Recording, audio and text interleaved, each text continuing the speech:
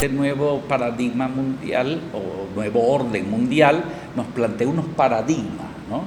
Y nos plantea así como una nueva ética. Y es donde tiene que venir eso, un diálogo que sí puede plantearse a nivel mundial, pero no. Bienvenidos a Tecnofe. Tecnofe, un podcast diseñado para difundir nuestros valores católicos a través de la fusión de la tecnología y nuestra fe católica. Hoy tenemos un invitado de lujo. El invitado de hoy que nos visita en Cumaná es Monseñor Carlos Curiel, obispo de Carora. Así mismo es, Jesús. Y resulta que él está de visita porque fue ponente de la primera asamblea arquidiocesana de profesionales y técnicos de la arquidiócesis de Cumaná con el tema de el nuevo orden mundial. Ese título de verdad que es impactante porque abarca varias temáticas que aquí usted nos va a aclarar. Bienvenido, Monseñor, a Tecnofe. Bienvenido. Bueno, muchas gracias por esta invitación y creo que, como bien lo han dicho, este es un planteamiento que, valga la redundancia, nos plantea enormes retos y desafíos a toda la humanidad, pero como iglesia nosotros tenemos que hacer un discernimiento en comunidad, un discernimiento para sabernos situar ante esta realidad que nos plantea el nuevo orden mundial y cómo responder siempre con criterios de evangelio. El nuevo orden mundial, bueno, ha tenido muchas definiciones, hay unos que lo utilizan de una u otra manera, pero en definitiva es como que se han organizado algunos entes. Esto nace después de la Guerra Fría, donde Mikhail Gorbachev y George Bush como que dicen, vamos a poner orden en el mundo. Ajá. Primero uno se pregunta, bueno, ¿y quién les dio la potestad para eso? Pero el poder político y económico que ejercían esas dos potencias en ese momento, pues lo hacen y empiezan pues a plantearnos unas agendas en las cuales pues parece que tuviera que haber como un poder supraestatal, ¿no? Exactamente. Supraestatal, por encima de las naciones, ¿no? Donde cada nación goza de su soberanía. Exacto. Y de su, como dicen, de su autonomía. Y desde esa realidad, pues bueno, nos plantean estas agendas que a grandes rasgos, pues uno las puede ver como muy nobles, muy humanas, pero detrás de ellas, pues muchas veces sí hay situaciones que tenemos que sabernos situar para que no dejarnos envolver por unos poderes que muchas veces nos desvían de Excelente explicación, porque yo soy publicista de profesión y mi compañera, mi pareja, es diseñadora. Entonces, ahora puedo entender el diseño del afiche de la asamblea para el tema central, nuevo orden mundial, donde la diseñadora plantea una persona como un titiritero, una marioneta manejando. Ya puedo entender dónde está la inspiración de esa creativa maravillosa. No, sí, por supuesto. Cuando nosotros diseñamos hicimos el material audiovisual, todo el diseño allí, tomamos en cuenta eso, pues el títere, incluso también el mismo padre Miguel Cordero, él también nos orientó, porque él fue el que nos dijo, mire, yo quiero que usted coloque esto, y nosotros le agarramos la idea y ¡pum!, fue que hicimos el producto. Y mayor fue el apoyo a su ponencia, porque usted comenzó a tratar de varios temas allí y yo dije, cónchale, todo lo que usted está diciendo es lo que vivimos, es lo que hemos estado en constante, a veces hasta pelea la misma iglesia, de cómo tratar de orientar a la sociedad a que no se desvíen, o que sé que tenemos que adaptarnos a una sociedad, pero ojo, tenemos que adaptarnos bajo los principios católicos, que son los que nos van a mantener firmes en nuestra fe. Sí, exactamente. Correcto. Porque este nuevo paradigma mundial o nuevo orden mundial nos plantea unos paradigmas, ¿no? Y nos plantea así como una nueva ética. Entonces, esto nosotros tenemos que situarnos desde nuestros principios y valores del Evangelio, de nuestro ser iglesia, de nuestro ser cristiano. Y eso no significa que estemos pues atados y que cada quien pues no pueda dar también su visión.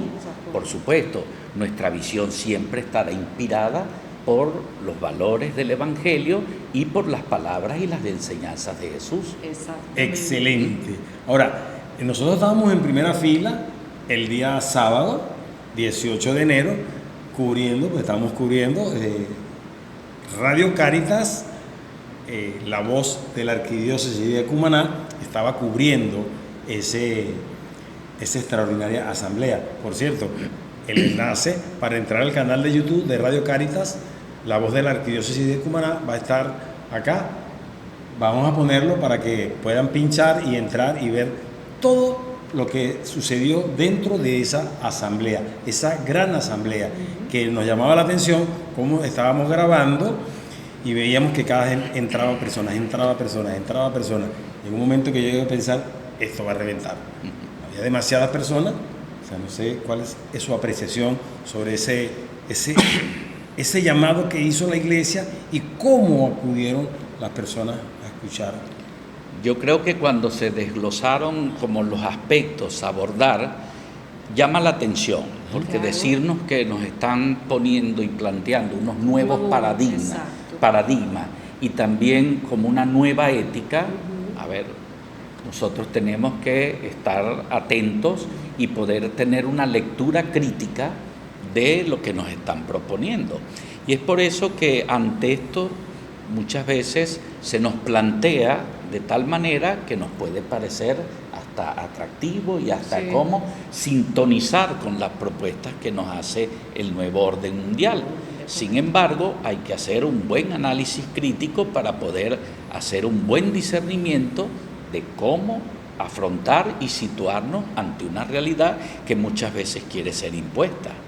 Claro, como por ejemplo en el caso del aborto, que ahorita no, lo que pasa es que esa persona no tiene la culpa porque no quiso, por ejemplo, una violación, por ejemplo. Ay, tiene que salir ese bebé que no tiene... No, pero es que eso es una vida. ¿Cómo vas a aplicar tú el aborto sabiendo bien de que esa criaturita que está dentro del siguiente, que no tiene nada que ver con lo que sucedió, lo vamos a... ¿Correcto? Ahora, esa parte me pareció bastante interesante, pues. A mí, yo sí lo planteaba en la asamblea, los problemas morales siempre es interesante plantearlos desde un conflicto de valores. Y la vida, con el único valor que entra en conflicto, es con la vida misma. Ahí está, ¿vio? Entonces, aquí está la vida del niño por nacer y está la vida de la madre. Entonces, desde los planteamientos, no quisiera caer en casuística de tal forma de que no caer tampoco en el tema de recetas. Ante estos casos, bueno, como que hay que ver, ante estos otros no, ante estos sí. Es decir, no se trata de eso, se trata de hacer un planteamiento serio de un conflicto de valores. Y como digo, la vida, cuando nos plantea ese conflicto de valores entre la vida misma, pues se nos plantea una situación, vamos a decir, muy seria, a la que hay que tomarse también muy en serio y hay que ir en profundidad a ello. Excelente, excelente. Quiero compartir con ustedes dos y con nuestra hermosa audiencia algo que viví en ese momento de la conferencia, de la charla, de la asamblea, perdón. Fue el momento que se tocó la eutanasia. Sí. Cuando María y yo estábamos diseñando la presentación, el intro, me tocó mucho la parte de la eutanasia. Y yo le comentaba a María, cuando estábamos trabajando, editando, que mi papá falleció hace 6 años aproximadamente. Pero previo a eso, él pasó un momento muy difícil, una crisis en la clínica. Y yo lo veía sufrir tanto que yo no aguantaba. Y yo le pedí a Dios, por favor, déjalo descansar, llévatelo. Porque no aguantaba, yo no aguantaba ver a usted ser amado allí en el sufrimiento. Entonces, cuando yo me cuestiono, entonces, eso es eutanasia. Pedí eutanasia para mi padre. Ese es el cuestionamiento que yo me hago. Disculpe, porque en el video del intro aparece una chica que está prácticamente en coma y hay una voz que dice, papá, no me desconecte, papá, no me desconecte. Por eso fue que me conecté en esa parte del video. Y usted, como es sacerdote, es obispo y un amigo, bueno, aclárame esa situación que tengo emocionalmente. Tú no estabas pidiendo ninguna eutanasia. Estabas pidiendo por una vida que está sufriendo. Es muy humano y cristiano pedir el alivio del sufrimiento, el alivio del dolor. Sin embargo, eso, vuelvo a repetir, en esa actitud de oración, uno lo que tiene que pedir, y yo lo hago, lo suelo hacer, pedir esa sabiduría. Es la sabiduría que nos viene de lo alto, como decimos. Y es el mismo Evangelio el que nos inspira, y es el mismo palabra. La presencia de Jesús muchas veces no la captamos en quienes tenemos alrededor, ¿no? Y vemos muchas veces cómo desde ese diálogo logramos discernir mucho mejor. Porque en diálogo, si escuchamos la voz del Espíritu, nosotros sabremos responder ante ello. Se me plantea, y me hacías memoria, porque sí nos consultan muchas veces, incluso como sacerdotes, como obispo, y a mí a veces como médico. Como médico, sí, porque también entonces me plantean muchas veces, ¿qué hacemos? ¿No? Ella se le diagnosticó esto, tiene tantos años, ¿qué hacemos? Y muchas veces, y no estamos obligados a aplicar medidas extraordinarias. Eso lo plantea muy bien, incluso la ética médica y la ética también cristiana. Aplicar medidas extraordinarias para mantener un corazón latiendo. Bueno, esas son cuestiones que hay que ver. Por eso no quiero caer en casuística, pero sí el planteamiento que tú haces es muy interesante.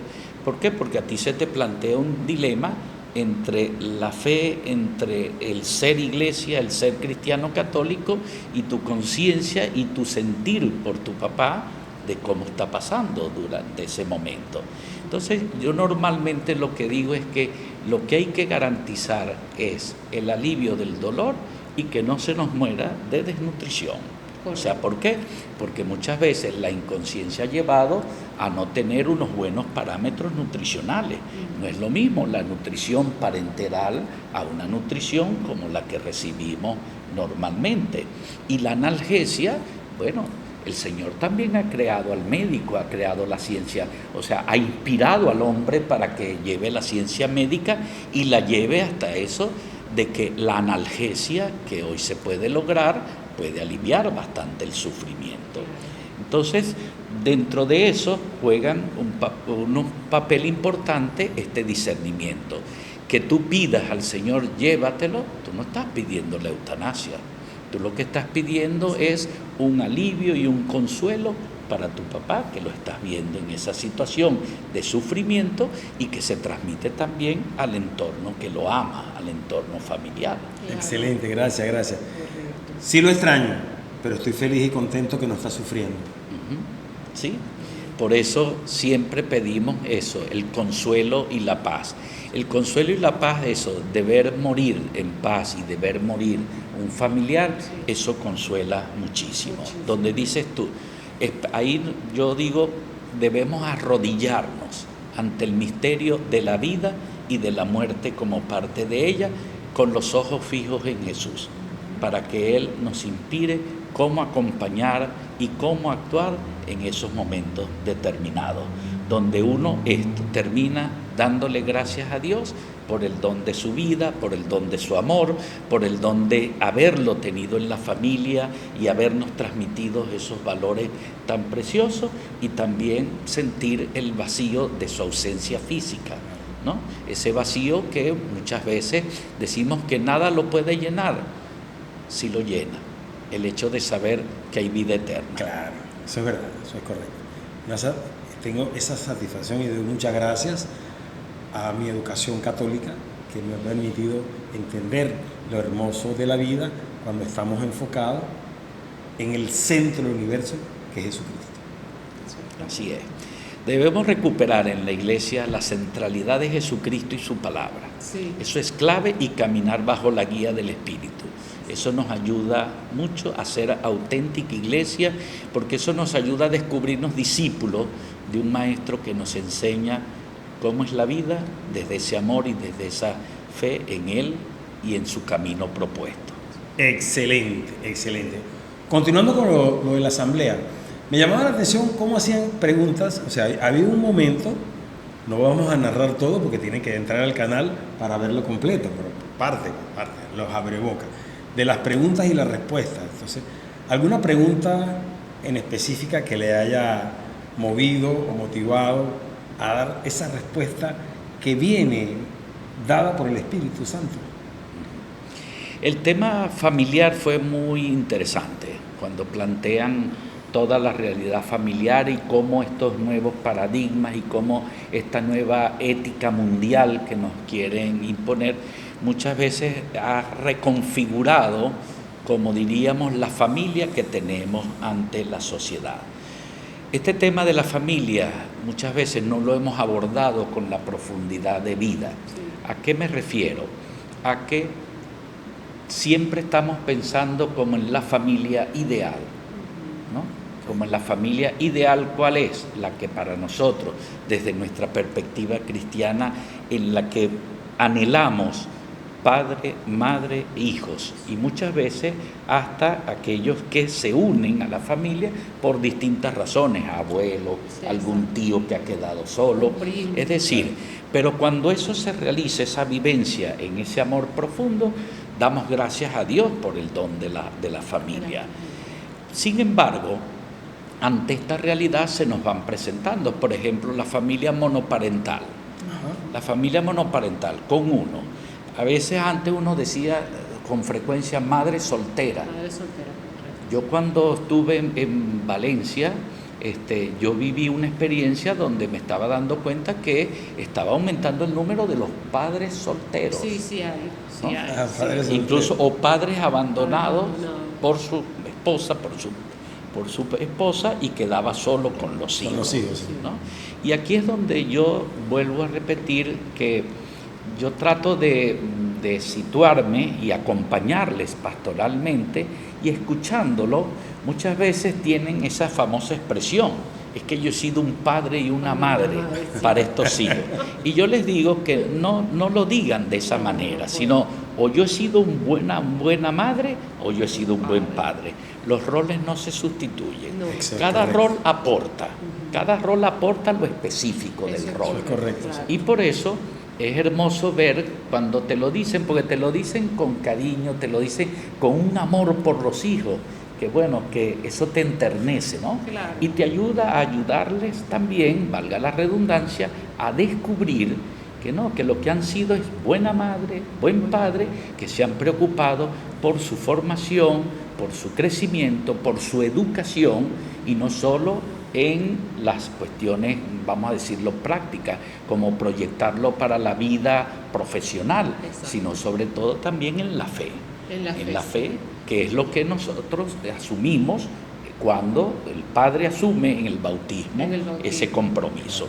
Me refiero a esta figura porque la tenemos muchas veces muy frecuente en nuestro medio. Entonces, bueno, después viene todo el tema del planteamiento, que si lo que llaman que si los matrimonios homosexuales, primero eso no debe llevar esa palabra, No, porque el eso no es un matrimonio matrimonio. sacramento y eso Por es- otra parte, bueno, que parejas homosexuales, ya eso forma parte de un discernimiento que hay que saber hacer como iglesia. No estar huyéndole a estas realidades, Eso es correcto. Exactamente. sino como el Papa Francisco nos ha enseñado, la acogida y la escucha. Y con esto uno no está diciendo que estoy aprobando las parejas homosexuales, que estoy aprobando, porque a eso es lo que vamos, como a judicializar Exacto. esto, A ¿no? juzgar. Nosotros A no juzgar. estamos para juzgar. Exacto. Exacto, y muchas veces nos cerramos. Sí. ¿Y por qué? Muchas veces el cierre es por miedo. ¿Y por miedo qué?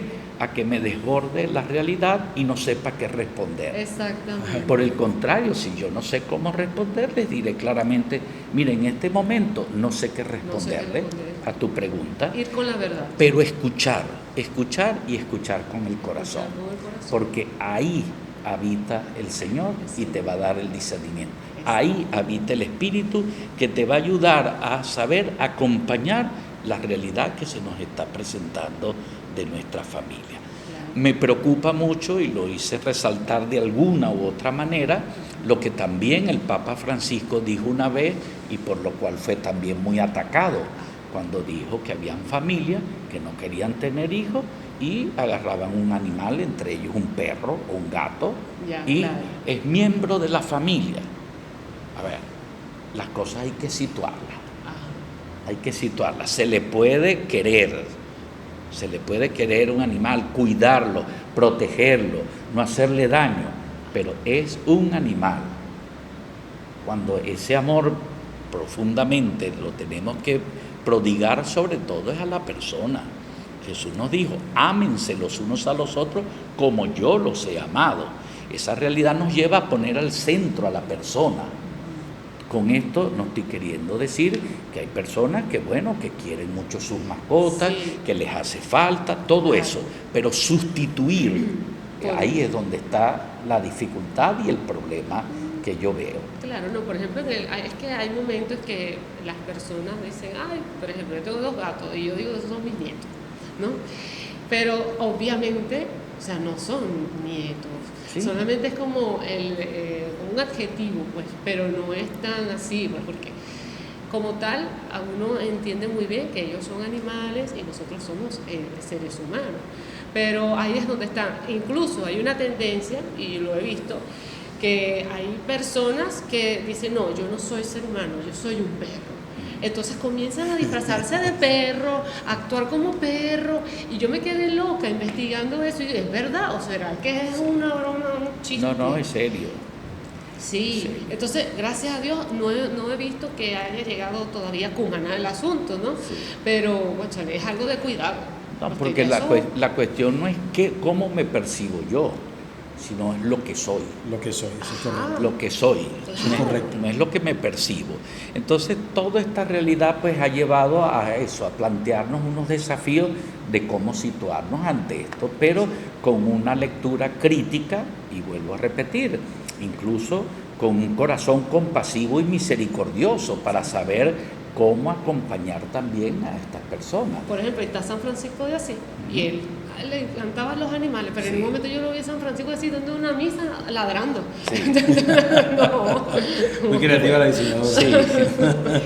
Bueno, y toda esta realidad lo llevaba a eso, al planteamiento desde eso, de lo que decía, la familia ideal no existe, existe la que tenemos. La que tenemos. Y la que tenemos debemos amarla, cuidarla. Otra preocupación que tengo yo actualmente con los desafíos que plantea a la pastoral familiar y por supuesto a la iglesia, es el tema de que lo que ha provocado este éxodo y esta migración tan galopante en Venezuela. Muchas abuelas se han quedado con sus nietos. Ay, sí. Entonces, el planteamiento ante la pastoral familiar, por ejemplo, ¿cómo abordamos? Esa es la familia.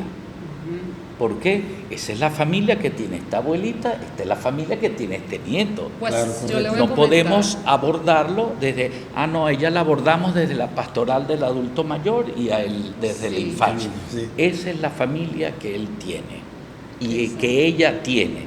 Por lo tanto, hay que abordarla con la misma ternura que sabemos que la abordaría Jesús. Exactamente. Excelente. Yo de verdad que disfruté mucho su ponencia y los comentarios han sido maravillosos. Yo quedé maravillado de cómo usted maneja el tema, con la capacidad que tiene, su inteligencia al hablar y su picardía, ¿no? Que está en el link, que está en la descripción, para que vayan al canal y puedan disfrutar de toda la asamblea y puedan entender lo que le estoy diciendo a Monseñor, esa habilidad. Ahora, eso nosotros como espectadores yo como espectador le estoy diciendo lo que sentí, lo que viví y lo que estoy viviendo y cómo sigue la efervescencia dentro de mí después de su ponencia. ¿Y usted? ¿Cómo se sintió en esa asamblea que yo particularmente no esperaba que se abarrotara? No, yo sí, ¿Cómo se sintió usted? Me sentí de verdad como familia. Me sentí en un ambiente muy familiar y en un ambiente propio de lo que es ser nuestra iglesia. Claro. Es decir, me sentí una iglesia sinodal. ¿Por qué? Porque estábamos precisamente discerniendo la voz de Dios, cómo nos habla ante este planteamiento del nuevo orden mundial con esta realidad que se nos presenta. Y creo que dentro de todo ello, por supuesto, como iglesia que somos, ahí surgen diferencias de criterios y claro, todo eso, que es muy válido, ¿no? Es muy válido. A mí a veces no es que me preocupe, sino que yo siempre hago la observación de que a veces salimos con una idea por una expresión y ponemos en boca del que hizo la ponencia sí, de unas frases que ni se dijeron. que ni se dijeron, ¿no? eso es correcto. Que ni se dijeron, sino que también la asamblea quiso ser como un provocar. Por eso decía Sí. que iba a empezar con una provocación, ¿no? ¿Cuál es la provocación? Provocar el interés por el tema y que el debate y el discernimiento que podamos hacer, iluminados por la palabra y el espíritu, ¿no? De tal forma que podamos ir situándonos ante unos temas que son, como diríamos, que están a la orden del día y que también son controversiales. Todos los temas abordados tienen sus aristas, ¿no? Claro, exacto. Entonces, es eso, ¿no? Los criterios, por eso digo que me sentí muy a gusto porque vi que la asamblea, muchas veces la participación Sí. no solo tiene que ser con preguntas, No. sino es también incluso cómo te miran, Cónchale, cómo... Usted me disculpa, pero yo vi que la gente sacaba los teléfonos y sacándole fotos a las presentaciones cuando usted hablaba, a pesar de que yo sabía que, o sea, uno lo sube, pero no, yo quería tener ahí, para ellos. Aunque yo tengo mis observaciones al respecto con eso de que sacaron los teléfonos, que qué bueno hubiese sido que más bien la asamblea, aparte de ustedes, que era una gran parte de su trabajo, Gracias, y de su misión, vamos a llamarla mejor así, Muchas gracias. el mirar la asamblea a través de un ojito, de una cámara, o verla así como son los teléfonos ahorita, bueno, también, Claro. pero bueno, eso forma parte de la cotidianidad y de Claro. lo que estamos viviendo. Claro. No, pero yo agradezco de verdad mucho porque de verdad el público, o sea, yo sentí una empatía, sentí que de verdad ellos me daban su feedback. Y Claro. cuando digo su feedback no es aprobación, No, sino tener porque una mente abierta. incluso hasta veía caras como de disentir de lo que yo Sí, estaba sí. diciendo. Pero precisamente lo que quería yo provocar es que ante esta realidad tenemos que hacer discernimiento. Discernimiento en el espíritu, para poder captar esa realidad y responder siempre con nuestros fundamentos y principios cristianos. Cristiano, exactamente. Eso es yo considero que es lo principal. Porque el que no camina con los principios católicos cristianos Sí. está fuera de... Muchas veces a esta asamblea se viene como buscando y esperando recetas. Receta. Ante esto, así. Hago esto, ¿eh? Ante esto debe hacer. Entonces, bueno, no se trataba de eso. Se trataba era de provocar, de provocar inquietud, de provocar deseos de profundizar y de provocar incluso debate en un sano diálogo respetuoso, pero que busquemos conclusiones donde lleguemos a acuerdos, o sea, consensos, no consensos por acuerdos para que no disintamos más, Correcto. sino acuerdos que favorezcan nuestro pensamiento, que favorezca a la vez el bien común. Y bien, ¿Qué mensaje le diría a dos personas que estén pensando en casarse para formar una familia y nos encontramos con esto del nuevo orden mundial? ¿Qué mensaje le diría a esa pareja? Primero, que se miren al corazón y que escuchen con el corazón. Si ustedes hacen eso, ustedes van a hacer lo que nos dice el Señor en el Génesis. Dejará el hombre a su padre, a su madre, se unirá y será una sola persona. Y cuando digo una sola persona, no significa de que tú veas la realidad de manera diferente de él, no. En esa diferencia puede haber comunión. Y puede y es posible. Entonces, mirándose al corazón y escuchándose con el corazón, ustedes irán creciendo en esa unión y en esa comunión matrimonial que les va a permitir ver la vida desde los criterios de ustedes, pero que son criterios que tienen un fundamento común. El criterio a la luz de la fe, a la luz de la esperanza y a la luz del amor que los ha convocado, que los ha llamado a unirse en matrimonio para dar una vida y para ser signo de la presencia del amor de Dios allí. La escucha es fundamental. Sí, la escucha, el diálogo, y ese diálogo, cuando se hace con amor, busca respuestas concretas a toda esta realidad. Excelente. ¿Sabe usted? Me parece excelente esto que usted acaba de decir. Me llamó muchísimo la atención, ya que usted acaba de decir la palabra amor, cuando usted celebró la misa en la parroquia San Luis Gonzaga y habló sobre la palabra amor. Usted dijo que no es una acción, que no es un sentimiento, es una acción que se refleja con sentimiento. Y a mí me quedó eso en ¿Se lo aprendió? Porque, o sea, las personas siempre dicen, no, el amor es un sentimiento, pero usted lo acaba de reflejar de una manera diferente y, cónchale, eso de verdad que le doy toda la razón, porque en realidad es así, el amor es acción, una acción. Tú no es que vas a hablar y hablar, no, tienes que hacer cosas. No, y no solo eso, que muchas veces se confunde solo con amor que produzca sensaciones agradables, sentimientos que provoquen sensaciones agradables. Y yo siempre me he preguntado, si decimos que Cristo murió por nosotros, por amor, yo no creo que Cristo estaba diciendo que es sabroso ser Exactamente. ¿no? Sino más bien contemplando y diciendo, Padre, perdónalos porque no saben lo que hacen. Jesús no le despertaban a aquellos un sentimiento agradable ni bonito ni siquiera, sino por amor, perdón. Sí. El perdón es una de las expresiones más bellas y más grandes del amor. Del amor, ¿no? Sí. Entonces, desde esa realidad, lo que decía, bueno, era eso. El amor no es un sentimiento, se expresa con sentimiento.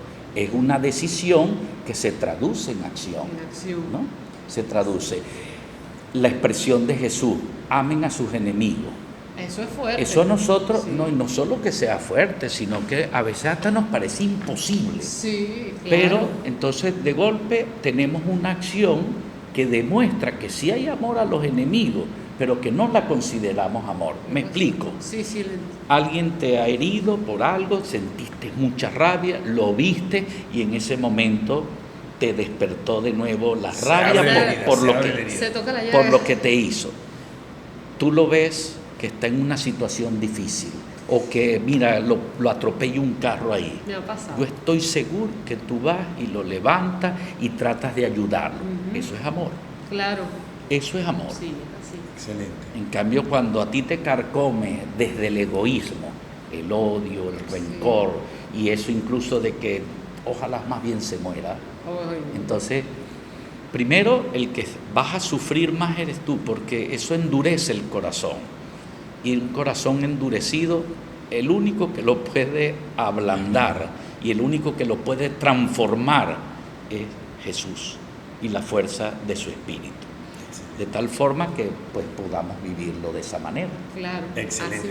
Excelente ponente. Y el amor se cultiva en el día a día, en la cotidianidad. No esperemos situaciones. Es bonito disfrutar de los acontecimientos extraordinarios y de los acontecimientos como es la celebración de un cumpleaños, del aniversario de boda, de distintas circunstancias de la vida, compartir el amor pero el amor se comparte en la cotidianidad de la vida. Tiene toda la razón. El solo hecho de dialogar fraternalmente, el dialogar acerca de un problema, el dialogar acerca de un conflicto, buscando soluciones en vez de problematizarlo más, yo digo que eso son expresiones del amor en la vida cotidiana. Este tema del nuevo orden mundial se viene tratando en otras arquidiócesis, en algún otro escenario, de la manera que lo vivimos en Cumaná. De esta manera no sé de otra experiencia. Yo había visto algunas ponencias o algo acerca de la globalización, ¿no? Y algunas otras, pero no en diócesis, del globalismo, que era lo que yo hacía un poco la diferencia, que aunque todo esté como interrelacionado, Claro, sí. la globalización habla más de una cuestión de tipo económico, ¿no? De los poderes económicos del mundo, cómo quieren controlar la economía del mundo. El globalismo habla más de la política. Y yo veo que como que el orden mundial fusiona como a los dos, sí. ¿no? Fusiona a los dos porque de ahí brota todo lo que son políticas económicas, hasta militares, políticas de acción sobre el mundo. Y como digo, son poderes que se quieren establecer y como mandar que nos gobierne a una instancia supraestatal, ¿no? Por encima de los estados. Entonces, por eso ponía que atenta contra la soberanía y la autonomía de los pueblos. Exacto, cuando el hombre se dé cuenta de que Dios es nuestro Señor y Padre de todo el mundo, ahí es cuando la gente va a acabar esto de yo soy el jefe, yo soy el que voy a dominar el mundo.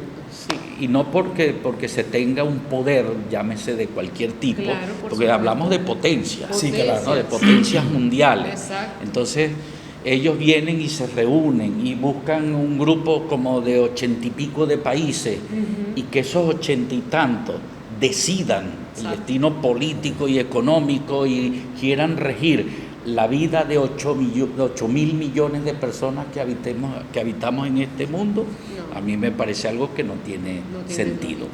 Es diferente la cooperación en solidaridad y en auténtica solidaridad de los países, por supuesto. Claro, es importante. Y- Ahí es donde va el diálogo, pues. Y es donde tiene que venir eso, un diálogo que sí puede plantearse a nivel mundial, pero Claro. no para imponer No para cuestiones. imponer, Claro. correcto. Y como digo, muchas veces las propuestas que ellos dan, pues a través de estas agendas, que si primero la 2015, que si ahora la 2030, que si la 2030 ya no la vamos a alcanzar y vamos a la 2045, y cada día aumentándole entre principios, objetivos y metas.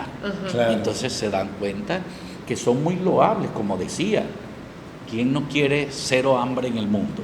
Sí, correcto. ¿Quién no quiere una educación de De calidad calidad para todo el universal, mundo? Universal, claro. a la que tenga inclusiva, A la que tú vayas allá y no hay y problema. que tenga acceso todos los niños, los Los jóvenes recursos, claro. y los profesionales? ¿Quién no quiere una salud de calidad? ¿no? Claro. Una salud de calidad? Es decir, todo eso lo queremos, pero debajo de eso prevalecen los intereses. intereses. Los intereses, correcto. De estas Interesante. potencias. Bueno, Monseñor Carlos Curiel.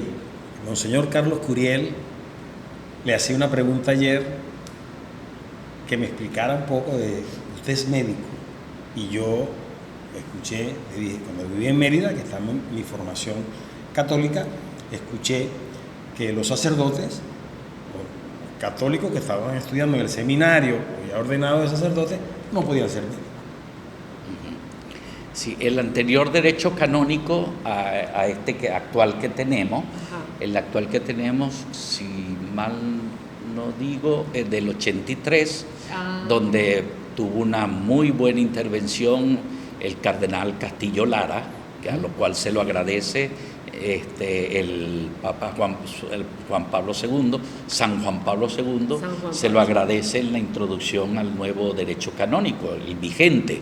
El anterior especificaba que ni médicos ni abogados, o sea, el sacerdote, el que iba al camino sacerdotal, no podía ejercer ni la medicina ni el derecho, ¿no? Indudablemente, muchas veces cuando nos dedicamos o tenemos la plenitud o la globalidad desde el ministerio sacerdotal, a veces se hace difícil el ejercicio. Sin embargo, pues en algunos momentos abogados que prestan una enorme ayuda Claro. a la iglesia y que desde su ser sacerdote y abogado pues han prestado una gran ayuda. gran ayuda. Sí. Quizás menos en el campo de la medicina, pero sin embargo hay países donde incluso profesionales de la medicina ejercen su sacerdocio y su medicina.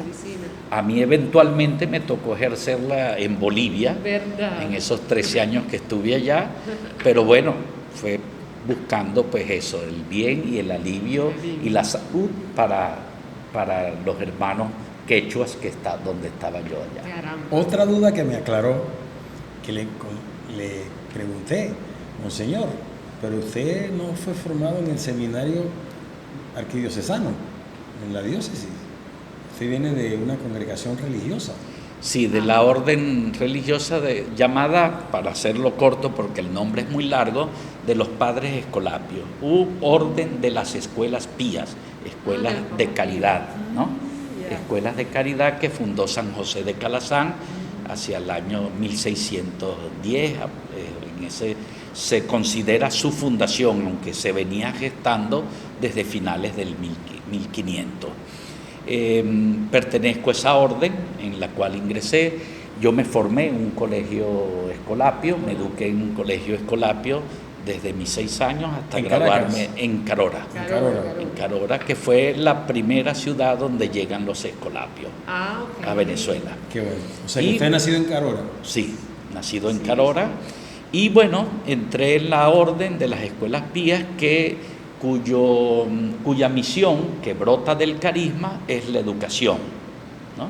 La misión fundamental es la educación, educar en la piedad y las letras, que hoy se traduciría en fe y cultura. Fe y cultura, ¿no? mira. Entonces, esa educación, incluso en la ponencia, en la asamblea, traje a colación al santo fundador, San José de Calazán, cuando decía que él en sus constituciones decía que cuando el niño es imbuido en la piedad y en las letras desde su más tierna edad, es de esperar de él un desarrollo feliz de su vida. Eso me cautivó mucho a mí porque creo que es fundamental el tema educativo entendido en su buen sentido. En su buen sentido siempre la educación, pero es el edúcere, el sacar lo mejor para formarse y entonces el mejor educador es el mismo. Entonces ya puede entender el cargo que ocupa en la conferencia episcopal. Bueno, ahí me pusieron mis hermanos obispos en la presidencia de la Comisión de Educación. Ya entendí. De Educación y Pastoral Universitaria. Un escolapio. Claro. Excelente. Muy bueno, Qué muy bueno. ¿Y los escolapios están en qué parte de Venezuela se encuentran? En Carora fue la primera ciudad donde se estuvo, de ahí se funda en Caracas, luego en Valencia se funda otra obra en el sur, y luego se va a Barquisimeto y la última fundación en Maracaibo. Excelente. O sea que en Oriente no hay. No hay. No. Por ahora. Por ahora. Bueno, un verdadero placer haber conversado con el Señor. Interesante. Grato. Fíjate que me quedé escuchando y escuchando, conectado con la asamblea del sábado. Estamos como en la asamblea. Sí, conectado con la asamblea del sábado. Excelente.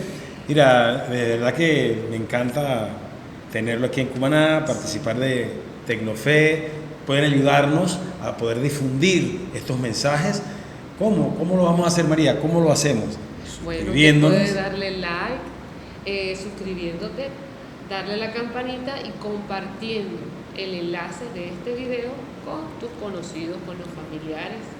Haz comentarios, preguntas y nosotros con todo el cariño del mundo daremos respuestas a las mismas. Por supuesto, esto es a través de Radio Cáritas, tu corazón en línea, la voz de la Arquidiócesis de Cumaná. Bueno, un placer, Monseñor, gracias por apoyarnos, por venir para acá, por esas lindas orientaciones. Estamos a la orden siempre en nuestra Arquidiócesis y Tecnofe, las pantallas, los micrófonos, siempre estarán a la orden. Muchísimas gracias por esta amena conversación. Nos vamos educando y formando unos a otros. Así es. Bueno, hasta un próximo episodio. Chao. Este podcast es una producción de Radio Cáritas, tu corazón en línea.